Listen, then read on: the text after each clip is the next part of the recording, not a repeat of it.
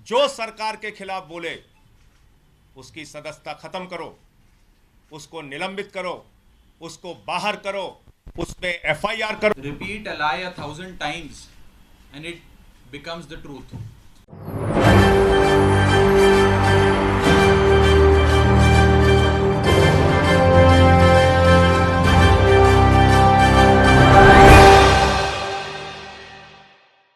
एक नई परंपरा मोदी सरकार ने शुरू कर दी है। जो सरकार के खिलाफ बोले उसकी सदस्यता खत्म करो, उसको निलंबित करो, उसको बाहर करो, उस पे एफआईआर करो। तो सीधे सीधे तानाशाही घोषित कर दो, क्यों लोकतंत्र का ड्रामा पीट रहे हो? और दुनिया की सबसे बड़ी अफवाह कंपनी भारतीय जनता पार्टी के गृह मंत्री ने कितना बड़ा झूठ बोला, और जिस झूठ के चक्कर में, माफ कीजिएगा, आप लोग भी कई बार फंस जाते हैं। क्या कह रहे देश के गृह मंत्री देश के सदन में? फर्जीवाड़ा हो गया, सिग्नेचर गलत हो गया, सिग्नेचर कहां से आया, सिग्नेचर किसने कराया? अरे भैया, देश के तुम दूसरे नंबर के मंत्री हो, इतना सामान्य ज्ञान तो सदन की कार्रवाई के बारे में रखो। सेलेक्ट कमेटी में किसी भी सदस्य के द्वारा किसी भी सदस्य का नाम प्रस्तावित किया जा सकता है, उसके किसी सिग्नेचर की जरूरत नहीं होती। कहां से कानून लेके आए गृह मंत्री जी आप? आपका मकसद है राहुल गांधी की तरह राघव चड्ढा की सदस्यता को खत्म करना, एकमात्र मकसद है। जैसे राहुल गांधी की सदस्यता आपने खत्म करी, ऐसे राघव चड्ढा की सदस्यता आप खत्म करना चाहते हैं। लेकिन हम लोग अरविंद केजरीवाल के सिपाही हैं, हम लोग आम आदमी पार्टी के सिपाही हैं। हर हाल में तुमसे लड़ना जानते हैं, जीतना जानते हैं, और हम लड़ेंगे। और किसी तरीके से अगर आपने हथकंडे अपनाकर राघव चड्ढा की सदस्यता खत्म की तो दोबारा चुन के आ जाएंगे। तो इसलिए झूठ और अफवाह मत फैलाइए। कोई भी सदस्य किसी का भी नाम प्रस्तावित कर सकता है। बाकी और विस्तार से नियमों के बारे में राघव चड्ढा जी आपके सामने जानकारी देंगे।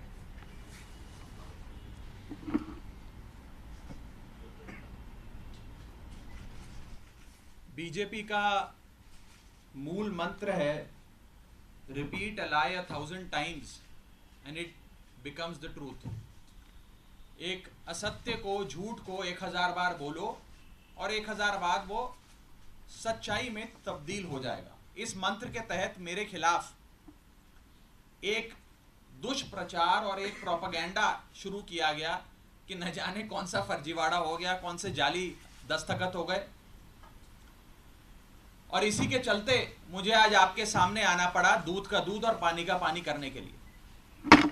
अमूमन ये देखा जाता है जब भी किसी सदस्य के खिलाफ विशेषाधिकार समिति कोई कार्रवाई शुरू करती है, यानी कि कमिटी ऑफ प्रिविलेजेस कोई प्रोसीडिंग शुरू करती है, तो वो शख्स उस पर कोई सार्वजनिक बयान नहीं देता, कोई पब्लिक स्टेटमेंट नहीं देता है। लेकिन मेरे को मजबूरन आज भारतीय जनता पार्टी के झूठ का पर्दाफाश करने के लिए आपके सामने आना पड़ा, क्योंकि इतना दुष्प्रचार ये लोग कर रहे हैं।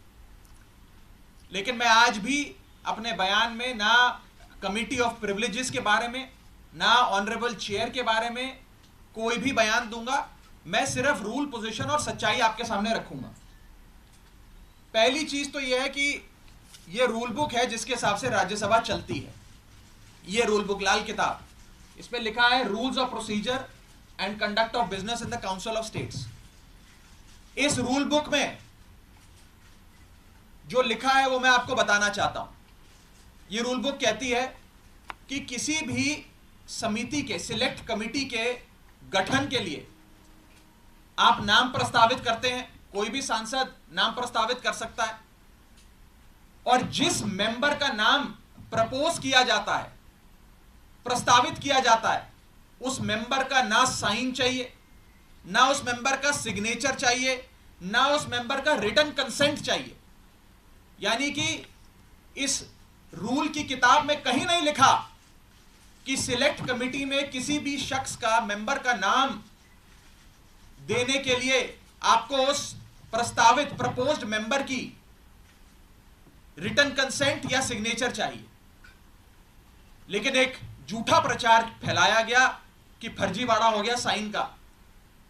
मैं आपको आगे बताना चाहता हूं कि जब भी सिलेक्ट कमेटी के गठन के लिए नाम प्रस्तावित किए जाते हैं तो ना सिग्नेचर लिए जाते हैं, ना सिग्नेचर जमा किए जाते हैं, ना सिग्नेचर की जरूरत होती है। No signatures are required, no signatures are taken and no signatures are submitted. तो जब किसी का हस्ताक्षर लिया ही नहीं, जब कोई हस्ताक्षर जमा किया ही नहीं, तो यह फर्जी साइन का जो एक अफवाह फैलाई जा रही है, यह सरासर गलत, झूठ और बेबुनियाद है। और यह मैं कानून की पोजीशन के हिसाब से बता रहा हूं। और मैं आज इस मंच से बीजेपी के नेताओं को चुनौती देता हूं कि वो कागज लेकर आए मेरे सामने, show me that piece of paper जिसपे ये दस्तखत है। जब कोई दस्तखत है ही नहीं, जब सिग्नेचर होता ही नहीं, तो फर्जी सिग्नेचर की बात कहां से आ गई? मैं चुनौती देता हूं आज बीजेपी को। आप तो इतनी बड़ी पार्टी है, इतनी शक्तिशाली, इतनी ताकतवर सरकार है आपकी, वो कागज दिखाओ मुझे जहां पर हस्ताक्षर है। चुनौती देता हूं मैं आपको। अगर आप कह रहे हैं मैंने कोई कागज जमा किया है जिसमें गलत तरीके से किसी के साइन किए गए हैं, तो वो कागज लेकर आओ। मैं आपको चुनौती देता हूं आज। साथियों, मैं आपको आगे बताना चाहूंगा कि बीजेपी के अज्ञान का, उनके इग्नोरेंस का तो मेरे पास कोई इलाज नहीं है, लेकिन प्रोसेस ये होता है कि जब भी कोई विवादित कंट्रोवर्शियल बिल सदन के भीतर आता है तो एक समिति गठन की एक प्रक्रिया बताई गई है कि अगर कोई मेंबर चाहे कि इस बिल पर मतदान ना हो, इस बिल पर और चर्चा हो और इस बिल में क्या चेंजेस किए जाएं वो बताए जाएं, उसके लिए एक समिति का गठन किया जाता है। उस समिति में कुछ नाम प्रस्तावित किए जाते हैं और जिस शख्स को उस समिति में नहीं रहना, वो अपना नाम विड्रॉ कर लेता है। ये प्रपोजल है, ये प्रस्ताव है, किसी को जर जबरदस्ती नहीं बिठा दिया। मैं आपको एक बहुत सरल एग्जाम्पल के माध्यम से ये समझाना चाहूंगा और आप सब वो मेरी बात समझ जाएं। मान लीजिए कि मेरा जन्मदिन है, मैं अपनी जन्मदिन की दावत देता हूं, एक बर्थडे पार्टी आयोजित करता हूं। अपनी बर्थडे पार्टी में मैं 10 लोगों को न्योता देता हूं आने के लिए। 10 में से 8 लोग मेरा न्योता स्वीकार लेते हैं, आ जाते हैं। 2 लोग मेरा न्योता नहीं स्वीकारते, उल्टा मुझे कहते हैं तुम्हारी हिम्मत कैसे हुई हमें न्योता देने की, तुम्हारी हिम्मत कैसे हो गई, मजाल कैसे होगी कि तुमने हमें अपने जन्मदिन का न्योता दे दिया। ये वही बात है, मैंने तो समिति में शामिल करने के लिए न्योता दिया, कोई हस्ताक्षर थोड़ी दिया। लेकिन वो 2 लोग मुझसे खफा हो गए। मैं आपको दूसरे तरीके से समझाने का प्रयास करता हूं। आज इस प्रेस कॉन्फ्रेंस में इतने सारे पत्रकार आए हैं, मैंने अपनी पार्टी को 10 पत्रकारों का नाम प्रस्तावित किया कि इन 10 पत्रकारों को आप आज की प्रेस कॉन्फ्रेंस में बुला लीजिएगा, मैं मीडिया से संवाद करना चाहता हूं। 10 में से 8 पत्रकार आ गए, 2 पत्रकार नहीं आए, और जो 2 पत्रकार नहीं आए वो कहते हैं इनकी हिम्मत कैसे हुई हमें न्योता देने का प्रेस कॉन्फ्रेंस का। 2 पत्रकार नाराज हो गए। ये साफ तौर पे इस समस्या का एक सरल सा एग्जाम्पल है। मैं ये बात रखना चाहता हूं कि जो मेरे खिलाफ कंप्लेंट्स दर्ज हुई, जिस मामले को कमिटी ऑफ प्रिविलेजेस को रेफर करा गया, उसका ये पार्लियामेंट्री बुलेटिन है, सरकारी डॉक्यूमेंट है। मैं आज बहुत सबूत लाया हूं दिखाने के लिए आप सबको, ताकि दूध का दूध और पानी का पानी हो जाए। ये पार्लियामेंट्री बुलेटिन है जिसके तहत मेरे खिलाफ जो कंप्लेंट्स आई उसे विशेषाधिकार समिति को विचार के लिए भेजा गया। इस पूरी पार्लियामेंट्री बुलेटिन में कहीं भी फर्जीवाड़ा, फोर्जरी, फोर्ज्ड साइन, सिग्नेचर, हस्ताक्षर, किसी भी शब्द का प्रयोग नहीं किया गया। सिर्फ इतना बोला गया कि इसकी जांच करके बताइए। अगर कोई फोर्जरी होती, कोई फर्जीवाड़ा होता, सिग्नेचर शब्द का प्रयोग तो कम से कम किया गया होता इस पार्लियामेंट्री बुलेटिन में। यह सरकारी दस्तावेज है राज्यसभा सेक्रेटेरिएट का, इसमें भी कहीं जिक्र नहीं किया गया। इसलिए नहीं किया गया क्योंकि जब साइन है ही नहीं तो साइन आएंगे कहां से। लेकिन भारतीय जनता पार्टी के झूठ का मुकाबला करना आसान नहीं है, इसलिए आज आपके सामने आकर यह बात रखनी पड़ी। और जहां तक विशेषाधिकार समिति का प्रोसीडिंग्स का मामला है, प्रिविलेज कमेटी का मामला है, इस देश के कई बड़े नेताओं के खिलाफ कमिटी ऑफ प्रिविलेजेस ने प्रोसीडिंग्स शुरू करी, कार्रवाइयां करी, जिसमें स्वर्गीय अटल बिहारी वाजपेयी जी हैं, जिसमें स्वर्गीय इंदिरा गांधी जी का नाम आता है, मनमोहन सिंह जी का नाम आता है, मोरारजी देसाई जी का नाम आता है, सुषमा स्वराज जी का नाम आता है, अरुण जेटली जी का नाम आता है।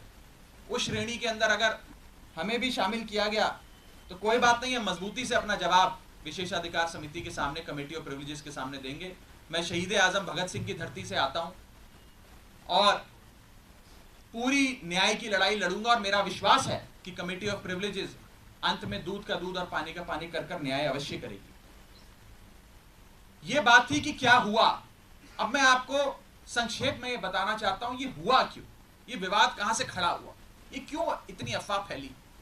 ये इसलिए फैली क्योंकि सोमवार दोपहर को सदन के अंदर आम आदमी पार्टी की ओर से मैंने पूरी मजबूती से दिल्ली के अध्यादेश पर अपना वक्तव्य दिया, और उसके ठीक 6 घंटे बाद मेरे खिलाफ बीजेपी ने यह आरोप लगाने शुरू कर दिए। इनको दिक्कत यह नहीं है कि मैंने नाम प्रस्तावित करे, इनको प्रॉब्लम यह नहीं है कि मैंने किसी कमेटी के गठन के लिए कुछ एमपीज के नाम दे दिए। इन्हें दिक्कत यह है कि एक 34 साल के युवा ने हमें खड़े होकर ललकारा कैसे, एक युवा ने हमसे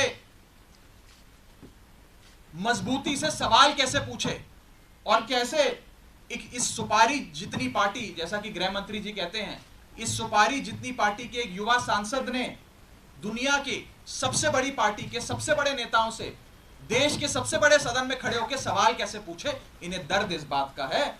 हमने अपने वक्तव्य में बीजेपी के पुराने मैनिफेस्टो दिखाकर उनके डबल स्टैंडर्ड्स को एक्सपोज किया, दिल्ली वालों के लिए न्याय मांगा, यहां तक कि लाल कृष्ण अडवाणी जी और स्वर्गीय वाजपेयी जी के लिए न्याय मांगा। यह दर्द शायद बीजेपी को सता रहा है, जिसके चलते आज वो मेरे खिलाफ कंप्लेंट्स कर रहे हैं। ये लोग मेरे पीछे पड़ गए, बीजेपी पूरी तरीके से मेरे पीछे है।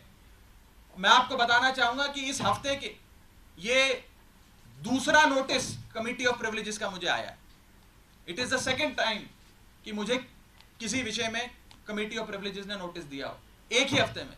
शायद ही इतिहास में कभी आज से पहले ऐसा हुआ हो। और मैं ये बताना चाहता हूं कि आज के समय हर संभव प्रयास किया जा रहा है कि विपक्ष की आवाज को दबाया जाए। जैसे राहुल गांधी जी की मेंबरशिप छीन ली, हमारे 2 सांसद संजय सिंह जी, सुशील कुमार रिंकू जी, दोनों को सस्पेंड कर दिया, लीडर ऑफ ऑपोजिशन का माइक ऑफ किया जाता है। अगर कोई विपक्ष का साथी खड़े होकर अपनी बात रखता है तो सदन के अंदर खड़े मंत्री उन्हें धमकी देते हैं कि तुम्हारे घर इन्फोर्समेंट डायरेक्टरेट आ जाएगी, सीबीआई आ जाएगी, बैठ जाओ चुप करके। इस प्रकार से एक अघोषित आपातकाल लगाने का प्रयास बीजेपी इस देश में कर रही है, और उनका यही मकसद होगा शायद कि मेरी आवाज को भी दबाया जाए। लेकिन मैं कहना चाहता हूं कि ये युवा आवाज है, अरविंद केजरीवाल की एक सिपाही की आवाज है, ये आवाज दबने वाली नहीं है। आप कार्रवाइयां मेरे खिलाफ जितनी मर्जी करिए, आरोप जितने मर्जी लगाइए, लेकिन ये आवाज ना दबेगी ना बंद होगी। और अंत में मैं हाथ जोड़कर बस इतनी विनती करना चाहूंगा आप सब मीडिया के साथियों से कि ये जो आप लगातार पिछले 3 दिन से बीजेपी के झांसे में आकर ये चला रहे हैं कि कोई फर्जीवाड़ा हो गया, फोर्ज सिग्नेचर हैं, मेरा आपसे हाथ जोड़कर निवेदन है कि इस प्रकार की झूठी खबरें ना चलाएं।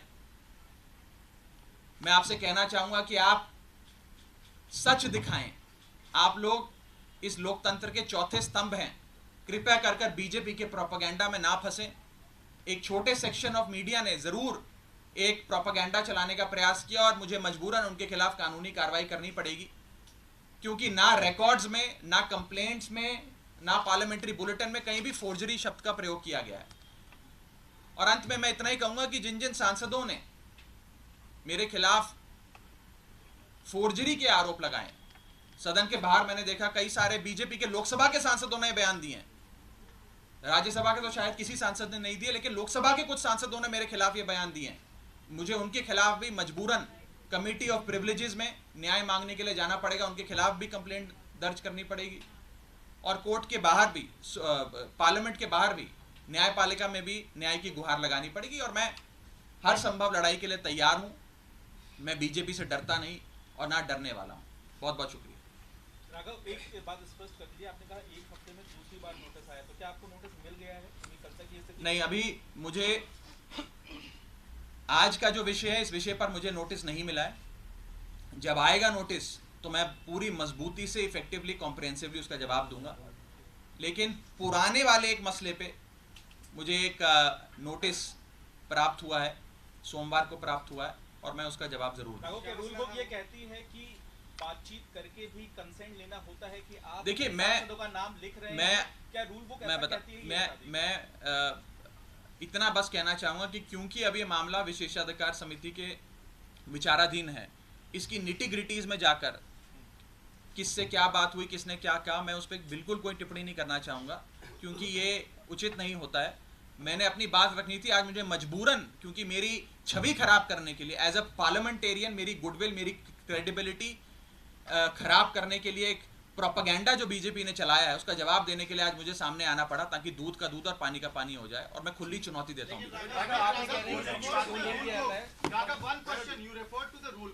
Susmit Patra of the BJT also referred to a rule book on the floor of the बिल्कुल House ठीक। saying सारे that जवाब consent अब was not taken. सारे जवाब अब विशेषाधिकार समिति के सामने दिए गए।